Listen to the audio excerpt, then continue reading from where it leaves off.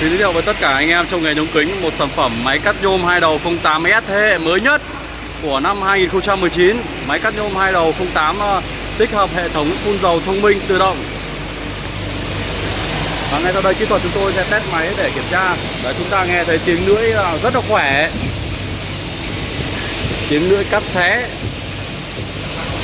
Hệ thống máy cắt nhôm hai đầu 08 thế hệ mới này thì sử dụng là chụp tự động là lên xuống theo phương thẳng đứng, rất là tiết kiệm diện tích, không gian, gọn. Thứ hai là sử dụng là lưỡi cắt đường kính 450, lưỡi cắt của hãng Huawei Nhật Bản. Thứ ba là sử dụng hệ thống là motor là công suất là một đầu máy là 2,2 kW, hai đầu máy là tổng thể là 4,4 kW.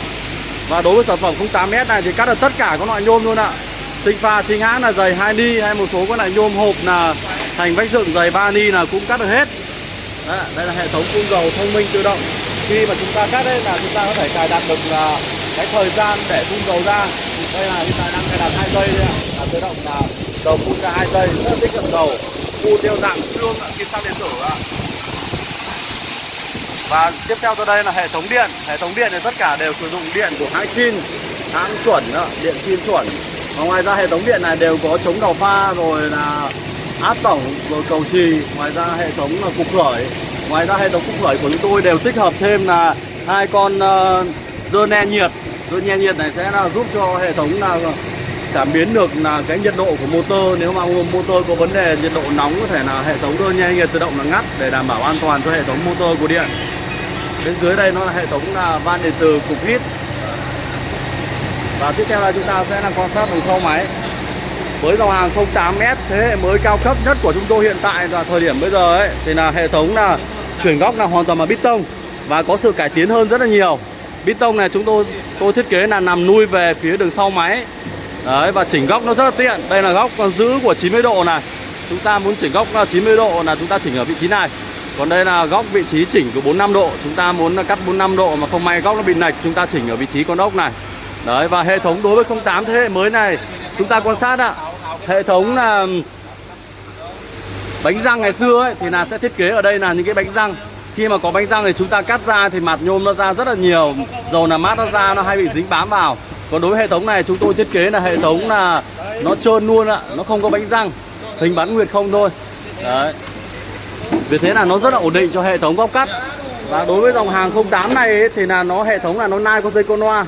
Nai có dây con loa thì nó sẽ ổn định và nó sẽ bền hơn rất là nhiều. Vâng. Và đối với cái dòng hệ thống này thì là sử dụng cái hệ thống đường ray ấy. Đường ray nó là đường ray phi 42. Đường ray của nó rất là to, khỏe, chắc chắn. Đường ray phi 42. Hệ thống máy thì có hai giá đỡ nhôm ở đường sau máy. Máy của sản phẩm của chúng tôi nó là thương hiệu Factor. Factor là một trong thương hiệu là sản phẩm bán chạy nhất thị trường Việt Nam của năm 2018. Và chúng tôi là phân phối là đi khắp 63 tỉnh thành của Việt Nam. Và đây là hệ thống là phía trước của máy. Phía trước của máy, tổng thể máy nó có 3 bít tông để kẹp phôi. Đầu bên phải có 2 cái và đầu bên trái có 1 cái, 3 bít tông kẹp phôi. Tất cả các máy đây thì nó đều có hệ thống là chốt hãm hơi tự động.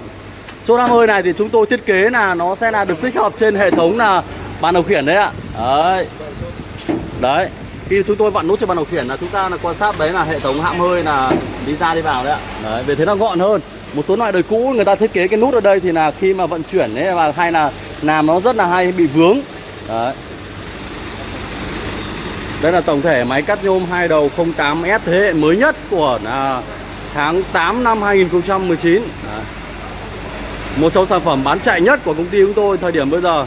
Quý vị anh chị và bạn có nhu cầu muốn biết thêm thông tin chi tiết hơn về sản phẩm, xin liên hệ với số hotline ở bên trên màn hình.